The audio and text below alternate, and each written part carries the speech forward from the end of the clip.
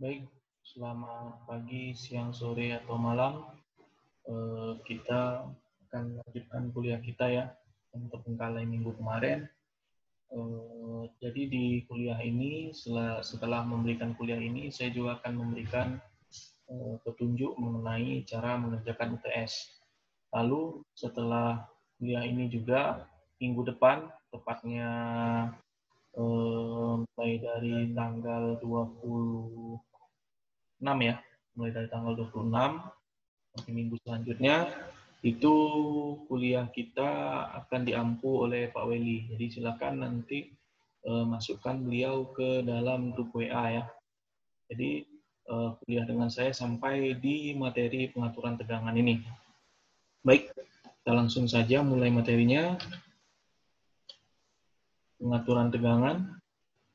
Nah, pengaturan tegangan ini tuh bisa dilakukan pertama dengan menggunakan motor atau generator sinkron. Lalu yang kedua, bisa menggunakan tapping trafo. Yang ketiga, bisa menggunakan kapasitor. Yang keempat, bisa menggunakan voltage regulator. Yang kelima, bisa menggunakan penyeimbangan beban atau balancing of loads. Yang keenam, bisa dengan menggunakan cara meningkatkan tegangan, level tegangan pada bagian primer trafo, atau meningkatkan ukuran dari konduktor. Nah, ini dia rumus untuk meningkatkan persen regulasi dari tegangan. Nah, jadi kenapa kita perlu melakukan pengaturan tegangan? Seperti yang kita ketahui ya, terkadang pada saat beban puncak atau pada saat beban sedang banyak-banyaknya, itu pasti akan terjadi drop tegangan di ujung-ujung beban ya. Nah, kenapa itu terjadi ya? Banyak hal ya, karena pertama mungkin ukuran konduktornya yang terlalu kecil, atau pas pembangkitan pengiriman tegangannya juga kecil, atau banyak di sana itu banyak beban reaktif, dan lain-lain. Nah, makanya bagaimana cara kita memelihara agar tegangan tersebut selalu baik, itu dengan menggunakan beberapa macam hal yang ini ya, motor generator sinkron, tapping trafo, kapasitor, voltage regulator, balancing of load, increase of primary voltage level, dan increase of feeder conductor size. Dengan rumusan ini, persen regulasi PS dikurang PR per PR dikali 100. Nah, jadi ada yang namanya menggunakan auto trafo ya. Jadi auto trafo ini hanya menggunakan satu kumparan dia. Satu kumparan. Auto trafo digunakan jika kenaikan atau penurunan tegangan yang diinginkan tidak terlalu besar. Kapasitas trafo akan lebih kecil dibanding jika menggunakan trafo dua kumparan. Jadi seperti yang Anda ketahui ya, kalau trafo yang standar itu kan dia dua kumparan ya. Ada kumparan primer dan kumparan sekunder. Nah, kalau auto trafo ini kumparannya hanya satu, tapi kelebihan auto trafo ini tegangannya bisa diatur-atur. Kalau misalnya trafo primer kan trafo biasa kan kebanyakan tegangannya sudah fix ya, maksudnya sudah segitu saja gitu. Misalnya menaikkan tegangan dari 20 kV menjadi 150 kV ya, sudah begitu saja, tidak bisa diatur-atur. Kalau misalnya kita ingin menaikkan tegangan dari 20 kV menjadi 200 kV atau 20 kV menurunkan misalnya menaikkan tapi lebih rendah misalnya 20 kV menjadi 100 kV. Nah, itu tidak bisa kalau menggunakan trafo yang biasa ya. Yang biasa, makanya perlu menggunakan auto trafo. Nah, ini dia model dari auto trafo. Dia itu hanya kumparannya satu, tetapi inputnya itu ada dua ya, tetap yang namanya trafo pasti ada V primer dan sekunder. Nah, jadi kalau ini dia itu model dari penurun tegangan. Jadi model dari penurun tegangan V1 per V2 sama dengan N1 ditambah N2 per N1 dia. Jadi ini tuh N2-nya, jadi tegangan, jadi dia masuk dari sini, ini ke sini, keluarnya ke sini. Nah, kalau yang ini, itu penaik tegangan ya. Nah, V1 per V2, jadi V1-nya itu N1 dikurang N2 per N1. Jadi dia menaikkan tegangan. Jadi yang di N1 ini dikurang dengan N2, karena arahnya itu begini kan. Nah, jadi ini Jadi dari sini dia ke sini, nih ke sini, lalu ke sini. Nah baru ke sini dia. Nah itu, ini namanya penaik tegangan dan ini dia modelnya penurun tegangan. Tapi arah arus di N1 itu tetap ya, cuma arah arus di N2 ini saja yang berubah-ubah. Kalau yang ini arah N1 ke sini makanya dia menurunkan tegangan. Yang ini arah N2 bukan N1, N2. N2 ke sini, kalau yang ini N2-nya ke sini. Oke. Kalau ini dia searah, makanya dia N1 tambah N2. Kalau yang ini dia berlawanan arah, makanya dia N1 dikurang N2. Nah, ini dia modelnya. Jadi begini. Kalau pada saat yang ini, dia begini. Pada saat yang ini, dia begini. Nah, itu. Ini kalau yang model beberapa buah ya. Ini yang model beberapa buah. Jadi bisa di tab-nya itu bisa bermacam-macam dia tingkatnya. Makin tinggi ininya, maka kumparannya makin banyak. Makin kecil ininya, maka kumparannya makin sedikit. Nah, ini ya. Nah, itu dinamakan dengan AVR ya, Automatic Voltage Regulator. Jadi jenis AVR itu berapa macam. Yang pertama, Step Type Voltage Regulator ya, yang itu adalah menjadi dasar dari sebuah autotransformer dengan banyak tab. Nah, dengan banyak tab atau step ya di dalam belitan seriesnya, di dalam belitan seriesnya. Nah, banyak regulator yang didesain atau generator yang didesain untuk mengkoreksi tegangan dari 10%, peningkatan 10% atau penurunan 10%. Ya, dalam beberapa langkah, biasanya 32 langkah, dengan 5/8% perubahan tegangan per langkah. Jadi 5 sampai 8% tegangan per langkah. Nah, jadi tidak semua voltage regulator, voltage regulator yang ini, yang full, itu hanya 20% ya. Yang diinikan, yang diubah, yang dijabarkan menjadi 32 step. Nah, itu. Nah, ini macam-macam bentuk AVR di lapangan ya. Macam-macam bentuk AVR di lapangan. Ini PIC untuk mengontrolnya, untuk istilahnya beberapa step yang diinginkan gitu. Nah, itu semua dikontrol di sini. Ini tipe-tipe sirkuitnya, ada single pass sirkuit, ada satu fasa dengan 3 buah, satu fasa yang terdiri dari 3 buah Y ya, fasa Y atau delta, gambar 13.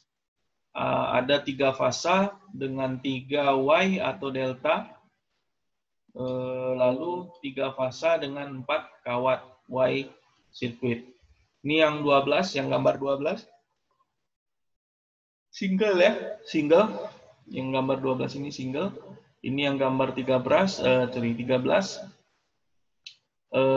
Satu fasa dengan 3 fasa Y atau delta. Modelnya ini di sininya ini 3 fasa Y atau delta. Nah, tipikal ini ya, tipikal dari ukuran regulator satu fasa. Ini dia tipikalnya. Jadi kalau KVA-nya 25, biasanya volts-nya itu 2500. Ingat ya, KVA dengan volts beda ya. KVA dengan volts beda, apalagi watt ya, beda itu, beda sekali. Jadi nanti Anda jangan ini. Jadi KVA 25 biasanya tegangannya 2500, ampernya biasanya 100, kalau untuk CT dia 100, ampernya kalau untuk PT dia 20. Begitu seterusnya kalau 125, ini dia 2500 juga, ampernya 500, CT-nya 500, dan PT-nya 20. Dari 25 sampai 125 itu sama ya, sama semua. Nah, kalau untuk 38 KVA itu agak berbeda, 76,20 7620 ya volt ya. Tapi ampernya kecil, hanya 50 ampere, CT-nya juga 50, dan PT-nya 63,5. Ini yang 57,2, ini voltnya 7620. 7620, sebentar, ini sudah saya record belum? Sudah. Oke. Ini ampernya 75, PT-nya 75, dan PT-nya segini. Ya, begitu Anda bisa baca sendiri ya. Oke. Ini nanti materinya juga saya share. Lalu, bagaimana menentukan kapasitas AVR? Jadi, menentukan kapasitas AVR, pertama arus yang mengalir pada bagian lilitan N1 relatif kecil. Jadi, pada lilitan N1 relatif kecil, kapasitas trafo dipengaruhi oleh arus dan tegangan pada bagian N2. Jadi, yang mempengaruhi ini tuh adalah lilitan di N2. Anda bisa lihat di sini bahwa kawat di lilitan N1 itu relatif lebih kecil daripada kawat di lilitan N2. Karena itu tadi. Lalu, tegangan pada bagian lilitan N2 merupakan persentase pengaturan tegangan. Jadi tegangan pada lilitan N2 ini adalah persentase pengatur tegangan dari seluruh auto transformer ini. Ya. Contoh, persen pengaturan auto trafo penaik tegangan itu 10%. Tegangan sekundernya itu, kalau misalnya penaiknya di sini dikatakan 10%, maka tegangan sekundernya itu V2 sama dengan V1 ditambah 10% kali V1. Jadi, misalnya kalau auto transformer ini 10% ya, jadi kalau misalnya V1-nya 20 volt, maka Anda ingin ditanyakan berapa V2-nya, misalnya untuk yang step up ya, berarti 20 ditambah 10% kali 20, 10% kali 20, berarti kan 2 ya. Ya, berarti V2-nya nanti adalah 22 gitu ya. Nah, jika daya yang dipindahkan dari primer ke sekunder adalah S, maka kapasitas auto trafo ada ini. PA auto trafo sama dengan persen pengaturan dikali S.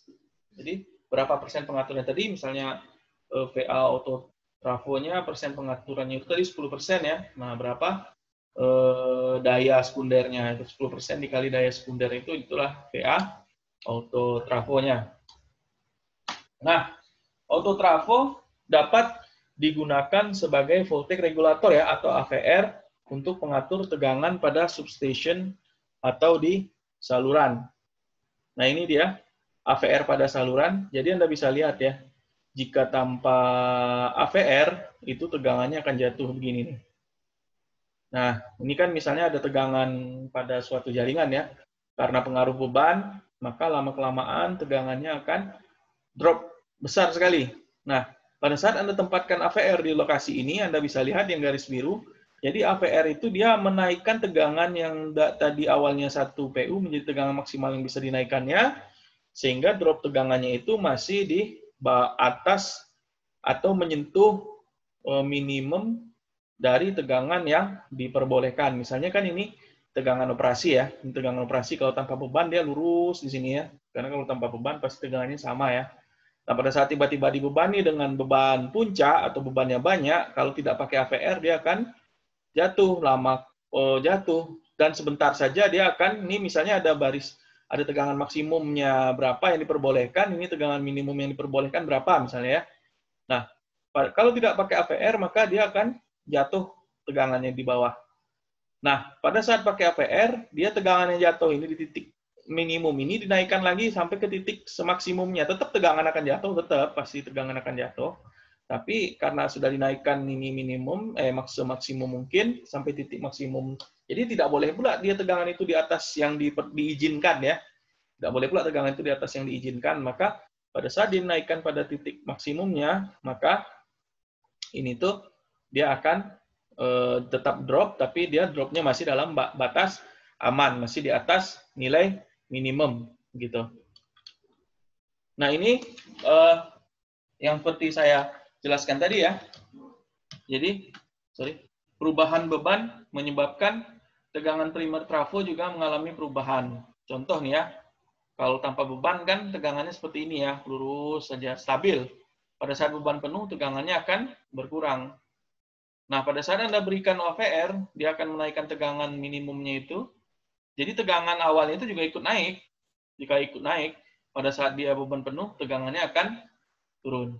Nah, agar tegangan ini tuh turun sesuai dengan batas yang diizinkan, turun dan naik itu sesuai dengan batas yang diizinkan, maka kita harus memperhitungkan lokasi di mana AVR itu ditempatkan. Misalnya, kalau AVR ditempatkan di sini, nah itu nanti dia tegangan awalnya akan ketinggian, tegangan turunnya akan kerendahan. Jadi pas di sini nanti tegangannya akan tetap di bawah ini ya. Kalau di sini ininya nanti ketinggian juga, di sininya nanti terlalu rendah juga. Jadi harus dicari posisi yang cocok sehingga pada saat dia turun dan naik seperti yang tadi saya ceritakan di sini, dia masih di dalam batas-batas yang aman. Nah, bagaimana cara menghitungnya? Ini kalau Anda lihat lampiran 1 ya. Lampiran 1 yang sudah saya share kemarin, ini VD. Kalau kita menghitung VD ya, kemarin setengah L Z kali S ya. Nah, ini VD-nya segini. Jarak terhadap gardu. Jadi kalau misalnya Anda menghitung lokasi AVR ya bisa digunakan persamaan ini. VDX ini adalah drop sepanjang VDX ini adalah drop sepanjang X dibagi dengan sigma VD. Sigma VD itu total, jadi VDX ini drop pada posisi X ini, pada posisi misalnya kita ini 10 mil ini ya, 10 mil gitu. Misalnya 10 mil saluran misalnya. Nah, di sini itu berapa dropnya gitu ya. Nah, itu yang VDX. Tapi kalau sigma VD itu sepanjang saluran ini dijumlahkan, nah itulah total drop salurannya gitu. Jadi diambil setiap titik gitu lalu jumlahkan total dropnya gitu ya. Lalu L ini panjang saluran, X ini adalah lokasi ini ya, X ini adalah lokasi AVR dari gardu, Vx tegangan input AVR dan V0 adalah tegangan pada gardu. Jadi ini persamaannya VDX per sigma VD sama dengan 2X per L dikurang X kuadrat per L kuadrat. Nah, VDX ini bisa juga dihitung dengan V0 dikurang Vx. Tegangan pada gardu V0 ini dan Vx ini adalah tegangan input dari AVR. Nah, lokasi AVR diperoleh dengan menyelesaikan persamaan di atas ini ya. Catatannya untuk beban yang merata. Jadi beban itu tidak turun naik dan turun naik. Maksudnya beban merata itu kalau dia sekali drop terus gitu ya. Dia tidak fluktuatif. Nah itu. Ini contoh soal ya. Misalnya ada gambar saluran seperti ini dengan trafonya itu 69 per 13,2. Ini artinya trafo step down ya. Menurunkan tegangan. Ini tuh dari pembangkit sepertinya. Nah, ini tuh dia ke beban. Nah, kita masang AVR di sini gitu ya. Nah, pasang AVR di sini. Ini data-data salurannya. Bebannya 400 kVA, merata, 4.000 ya, merata. Impedansi salurannya panjang 10 mil, R-nya 0,386 ohm per mil, X-nya 0,6611 ohm per mil. Di mana K-nya adalah 3,88 kali 10 pangkat 6 VD dalam PU ya, per kVA mil. Di mana power faktornya itu 0,85 lagging. Atau tertinggal. Nah, jika tegangan pada substation dijaga konstan sebesar 1,035 dengan LTC, hitunglah tegangan pada ujung saluran dan gambarkan tegangan di sepanjang saluran. Nah, jadi sigma PD sama dengan setengah LSK ya, persamaan tadi. Tinggal Anda masukkan ya, setengah kali 10 kali 4.000 kali 3,88 kali 10 pangkat 6, maka dapatlah sigma PD-nya 0,776. Lalu tegangan pada ujung salurannya 1,036 dikurang 0,076 sama dengan 0,9574 PU. Maka VDX per sigma VD sama dengan dimasukkan persamaan ini 2X per L dikurang X kuadrat per L. Maka VDX sama dengan 0,776 dikali ini. Oke, persamaan tadi. Nah, lalu misalnya Anda disuruh cari, dicoba-coba ya. Misalnya X-nya 0, VDX-nya berapa, VX-nya berapa pakai persamaan ini. Sehingga dapatkan, nah pas di sini nanti Anda dapatkan pas 10 mil 0,776, 0,9574. Nah, ini gambarnya, gambar untuk nolotnya. untuk turun tegangannya itu dia harus dijaga sehingga dia tidak ini ya, kalau misalnya dia tanpa AVR, maka dia ini fail to meet the minimum voltage criterion. Jadi dia tidak, jadi ini minimumnya itu di sini ya, minimum itu 1 PU karena dia 0,9574 PU, maka jatuh tegangannya sudah di bawah batas minimum. Nah, ini yang harus kita jaga, gimana supaya si tegangannya itu tidak sampai di bawah 1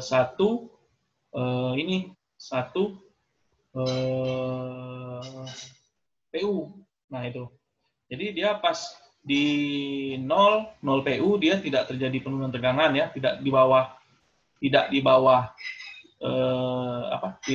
tegangan minimum. Jadi dia mulai di bawah tegangan minimumnya itu pada saat X3 ini. Pada saat X3 mil, pada saat 3 mil dia sudah mulai di bawah minimum ini. Jadi di sini ini. Nah, makin ke 10 berarti sudah pasti ini pada saat 10 mil jaraknya dia akan jauh di bawah tegangan minimumnya. Nah, ini harus dijaga misalnya Anda mau mencari ininya ya. Nah, di mana letak AVR itu yang ideal? Bagaimana cara menentukannya? Karena sudah pasti dalam 10 mil ini dia pasti akan jauh di bawah tegangan yang diperbolehkan. Agar tegangan input beban puncaknya itu persis di atas tegangan minimum, yaitu 1,01 PU. Nah, bagaimana cara mencarinya? Tinggal ini kan aja ya. PDX sama dengan 10,35, ini tegangan V0-nya ya, tegangan pembangkit, dikurang tegangan yang diinginkan. Sehingga PDX-nya itu, atau drop sepanjang salurannya itu, diharapkan hanya 0,025. Nah, itu. Ya, dicari pakai persamaan ini, dimasukkan, sehingga tinggal Anda masukkan ya. Anda masukkan PDX-nya, berarti Anda kan sudah dapat PDX-nya 0,025 ya. Berarti 0,025 dibagi sigma PDX tadi, sigma PDX ya. PDX pas di 10 mil ini ya, pas di 10 mil ini. PDX pas di 10 mil ini kan 0,0776. Ya, tinggal Anda masukkan, sama dengan 2X per 10 dikurang X kuadrat per 100. Cycle ini kan L ya, 10 ya kuadratnya 100. Berarti Anda dapat lokasi X-nya itu adalah 1,75 mil. Maka Anda harus memasang AVR pada jarak 1,75 mil dari saluran. Sehingga nanti tegangannya tidak menyentuh atau tidak gagal mencapai kriteria minimumnya atau tidak di bawah tegangan minimum. Nah, regulasi AVR-nya, misalnya diketahui lagi regulasi AVR-nya adalah 10%. Berapa KVA kapasitas AVR yang dibutuhkan untuk yang tadi itu? Jadi kan Anda sudah tahu ya, jarak AVR-nya itu di sini nih, 1,75 mil. Nah, jarak yang tercover-nya adalah 8,25 mil. Nah, jadi berapa persen yang KVA atau kapasitas AVR yang dibutuhkan? Nah, berarti ini kan X per ini jarak, ini mil yang tidak terlindung atau mil yang telah terlindungi AVR, mil sesudah AVR dipasang, dibagi jarak seluruh dikali tadi ya kapasitasnya 4.000, sehingga AVR-nya itu adalah minimal 3.300 kPa. Jadi kapasitas AVR per fasanya itu adalah 10%. Jadi kalau dicari per fasa ya dibagi 3 ya. 3.300 dikali 10%, maka 110 kVA untuk per fasanya. Single phase, nah didapatlah AVR yang ini. Sehingga datanya itu adalah ini. Yang mendekati ya, yang mendekati.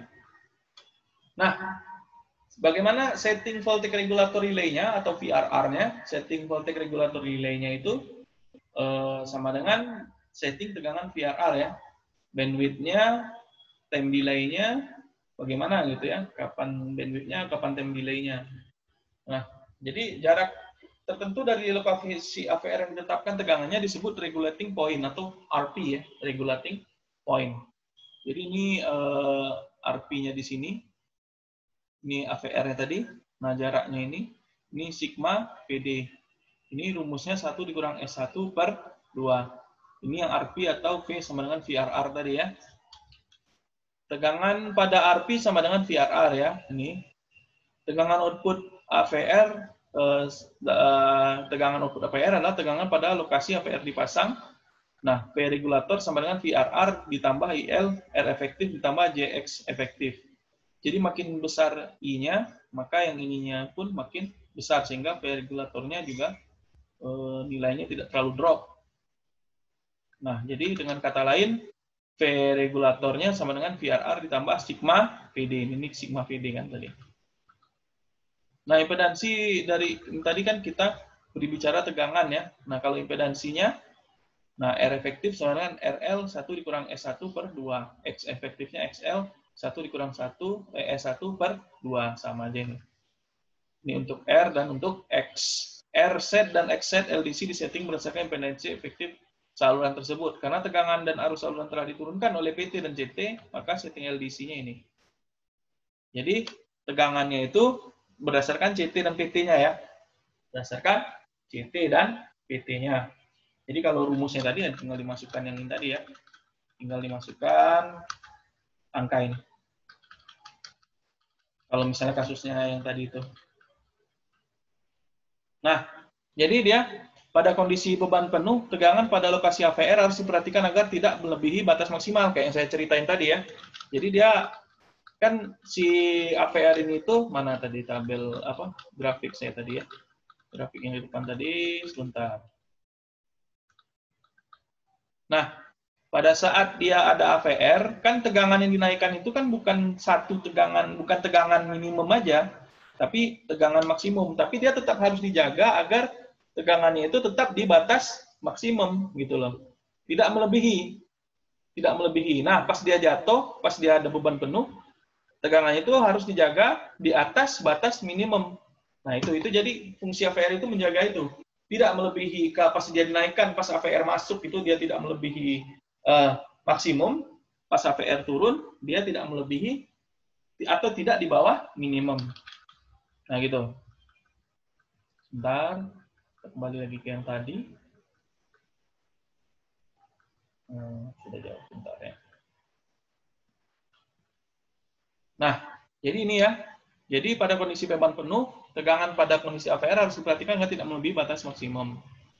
Jadi pada saat beban 0 ya AVR belum bekerja ya. Nah, karena dia masih 0 mil ini kan AVR belum bekerja. Nah, pada saat dia mulai bekerja, tegangan regulasinya itu memang agak naik sedikit, tapi masih di batas minim, di batas ini, di batas aman, di batas masih di bawah minimal, di bawah minimumnya, maksimumnya. Nah, pada saat dia makin besar load-nya, maka regulatornya juga makin besar. Ini juga makin besar ya, yang lain-lain juga makin besar. Nah, jadi ini dia grafiknya ya, grafiknya. Jadi si tegangan VRR ini jangan dikata dia menaikkan tegangan toh, tapi dia juga tegangannya akan menurun seiring dengan masuknya beban. Jadi setelah ditambah VRR pun tegangan akan menurun. Nah, tugas kita lah untuk menjaga bagaimana agar tegangan tersebut tidak bermasalah. Jadi pas dia dinaik ke tiba-tiba pas AVR masuk dia tidak melebihi batas maksimum, pada saat di beban penuh masuk, maka dia juga tidak jatuh di bawah batas minimum gitu.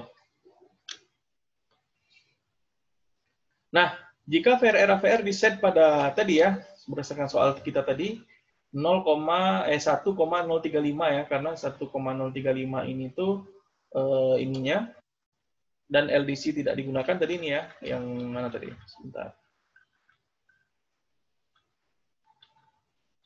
Nah, ini tadi ya. Jadi kan maksimumnya 1,05 ya. Sementara pada saat no load-nya si pembangkit itu menyuplai ininya 1,035. Nah, inilah yang harus dijaga agar pada saat si si AVR masuk itu tegangan ininya tidak melebihi 1,05, tapi jatuhnya juga tidak, kalau misalnya pada saat beban penuh masuk, jatuhnya juga dia tidak di bawah 1 PU. Sebentar, kita balik lagi ke yang tadi. Nah, jika AVR diset pada 1,035 PU dengan tadi tegangannya ya, 124,2 volt dan LDC tidak digunakan, hitung tegangan pada ujung saluran. Nah, jadi tegangan pada ujung saluran kalau Anda mau menghitung ya pakai persamaan ini ya. Tinggal Anda masukkan aja. Ini 8,25 tadi ya. Di data covernya ini. Di sini 2. Ya, karena 1/2 kan. Ini S-nya 3.300 yang tadi kita hitung. Dan ini K-nya yang ada persamaan sehingga dapat ini. PP 10 mil itu ya tinggal dikurangkan aja ya. 1, ini dikurang ini sama dengan 0,9822 PU. Nah, tinggal Anda cari lagi seperti tadi, sehingga dapat X aksennya pakai persamaan ini ya. Nah, sehingga dapat nanti mulai ininya begini, gambar grafiknya. Jika tegangan pada ujung saluran ditetapkan sebesar 1,0138 PU ya, sehingga dia tidak di bawah 1 PU, Anda disuruh cari setting VRR dan LDC-nya ya, pakai persamaan yang tadi juga. Ya, jadi 1,38. Ini kalau ini kan ini ya PU kalau dalam tegangan segini. Nah, R efektifnya ini ya pakai persamaan yang tadi. R setnya segini, X efektifnya ini, X setnya ini. Ya tinggal Anda masukkan ya. Kan sudah diketahui persamaan salurannya, impedansi saluran 0,386 ohm per mil. Tadi kan di soal ya, X 0,6611 ohm per mil, CT-nya 150/1 ya. Tadi kan ada di ini ya di apanya tadi? Di tabel. PT-nya 7620/120 sehingga didapatkan itu ya tinggal Anda masukkan aja ke sini.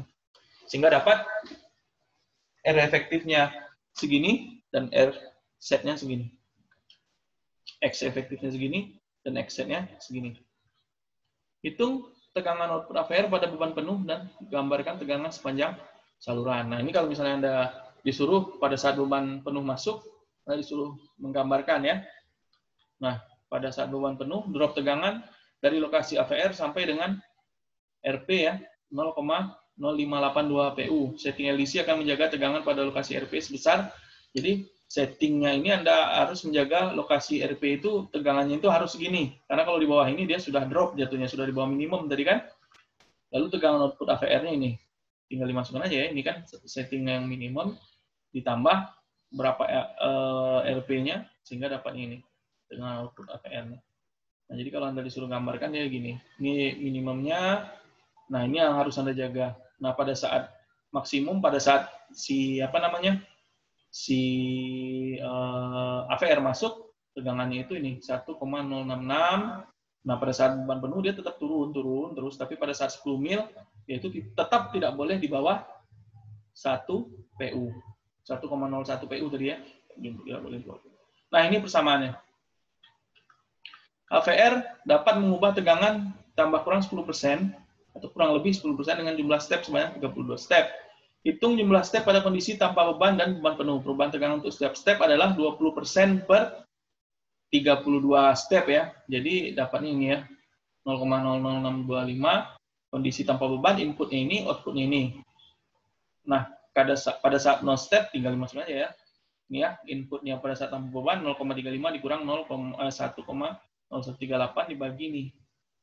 Ini ya, perubahan per stepnya. Sehingga pada saat number of stepnya itu 3,39. Berarti dia hanya 3 step saja gitu ya. Nggak sampai 32 step. Kondisi beban penuh, ini kalau pada saat tanpa beban ya. Pada saat beban penuh dicari berarti dia pada saat beban penuh ya dimasukkan aja beban penuh tadi kan. Inputnya 1,1 ya. 1,01 sorry. Outputnya 1 ini. Ya, jadi kan ini output dikurang input ya. Dibagi perubahan step untuk tiap tegangan sehingga didapatkan number of step pada saat beban penuh itu 9,06 step. Nah, ini misalnya ada soal baru nih, seperti ini.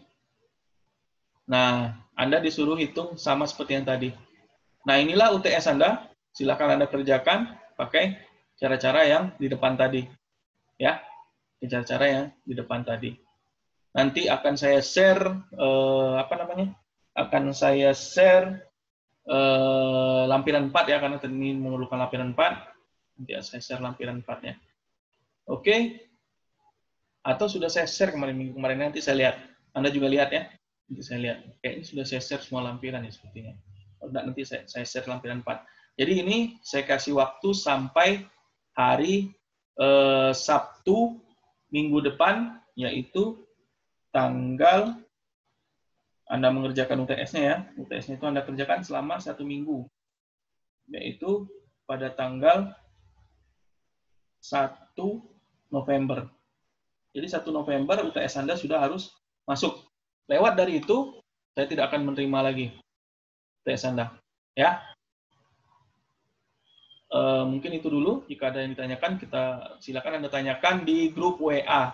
Jangan di Japri, karena kalau di Japri yang dapat jawaban Anda sendiri, teman Anda tidak. Dia Anda tanyakan di grup WA. Mungkin itu saja dari saya. Terima kasih. Selamat pagi, siang, sore, atau malam. Assalamualaikum warahmatullahi wabarakatuh.